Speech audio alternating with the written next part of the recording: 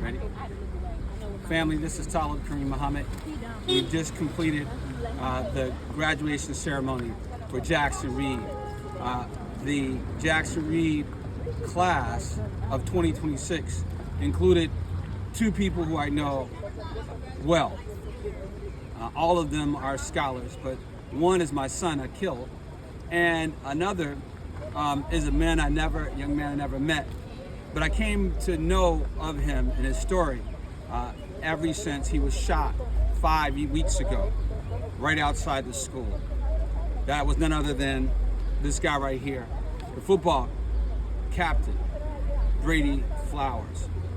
On behalf of myself, my family, and all of our 400 T-Hive members, those are volunteers and donors who have stayed with me, we want to express our condolences to the family of Brady. And not just to the family of Brady, we want to express our condolences to the entire campus.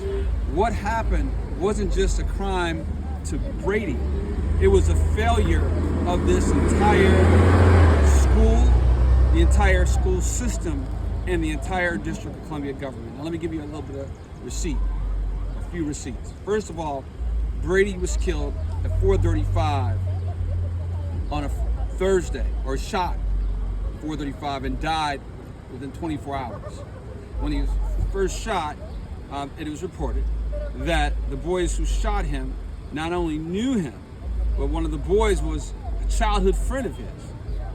And they were basically fighting because of a disagreement that they had.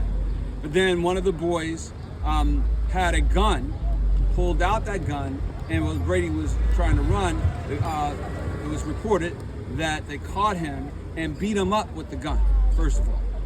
And then some other boys were able to get Brady free, apparently, and as he tried to run, the boy, who was, again, reportedly one of his friends that he grew up with, shot Brady.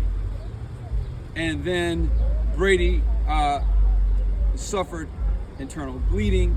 Initially, they thought it was going to be something that was light, but then 24 hours from that, he succumbed to his injuries. Now, this is a failure on many, many fronts. It's a failure from the school because, again, although it was reported that the gun that was used to shoot Brady came from another boy who was not in the school, it is reported that there are many times when children are bringing guns and putting them in the vicinity of the school before they go in, and then coming and getting their guns out. So that's a breakdown. Second of all, a year earlier, Brady was beaten up by a group of boys inside of the bathroom who didn't even go to that school. So they breached protocol, breached the security, got into the school building, beat him up. And then the boys, after being reprimanded, they were prosecuted, but then the prosecutor decided to drop it and sweep it on the rug. That type of mentality of dropping and sweeping the rug conduct that is a failure is the reason that then led up to a year later, people thinking that they can get away with anything. This boy, who knew of that incident, thinking that Brady could be, again, attacked and assaulted and nothing would happen, did it, and now nothing is happening.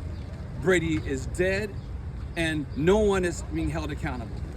And so I'm here after graduation, again, because what we see in D.C. is constantly failure, particularly as it relates to our children. And one of the things that is at the root of that is the failure to keep fathers in the lives of their children. It was reported to me that, in some cases, what may happen is that the mother is working, and when the mother is working, she can't keep her eyes on the son, and then the son can get into trouble. And that is what happens time and time again if you only have one parent looking after that child. But if the family has a father and a mother, And again, the father and mother might not have to, again, always get along with each other, but to have the father and the mother involved in the life of the child can make a world of a difference. And under my administration, we're going to have a $2,000 grant that will incentivize mothers and fathers working things out. First of all, getting married. Then second of all, getting coaching.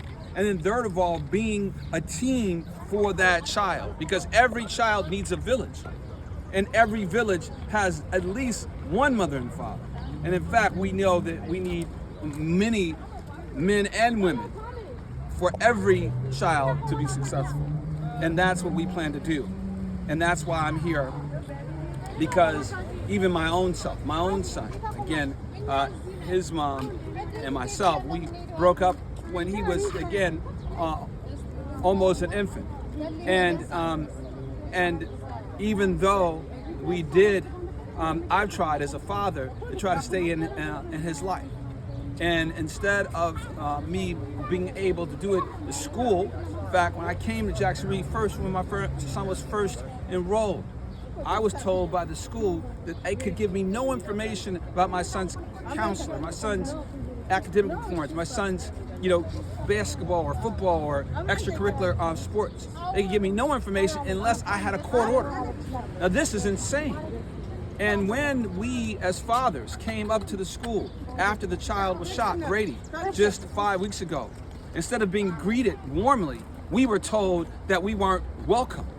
They were more concerned about us as fathers being present for our children than they were about the child who was walking around the school who had shot Brady and the other child who had beat Brady up with the gun before the other child shot him. This is the failure that's taking place in D.C. public schools, taking place in D.C. government by the people who are running against me. And no matter what is happening, we know that President Trump just did a dare to endorse one of the two puppets. I say to you, brothers and sisters, that we need to boycott the Democratic mayoral primary that's taking place now and come back in November. Second of all, until that time, make a contribution, $40 at least, $40 or $50 to Talib Kareem Muhammad, Talib, TALIB.com, Talib, FORDC.com. And then let's make sure that we get on that ballot. Let's make some phone calls if you can help us with the phone calls. Let's make some, door knocking if you can help us with that. Let's canvass the polls. Let our neighbors know. Don't even bother coming to vote for mayor, because the people who, again, have rigged this election are the billionaires and the Israel First elites. And we don't intend to allow them to continue to promote failure. The principal from this school, even though there was a breakdown in security, even though this child was killed and nothing happened, he's getting a promotion. How is that? How can failure lead to a promotion? And that is the reason why we are standing, again, urging DC voters to stand by us and to let us build a movement that will end failure in public safety, in failure in education, in failure in terms of affordability with the outrageous utility bills, and finally in failure with the lack of democracy in DC. That is what we want, a safe, affordable, and free DC. This is Talib Kareem Muhammad. Let us take DC back from the elites on November 3rd. Thank you very much.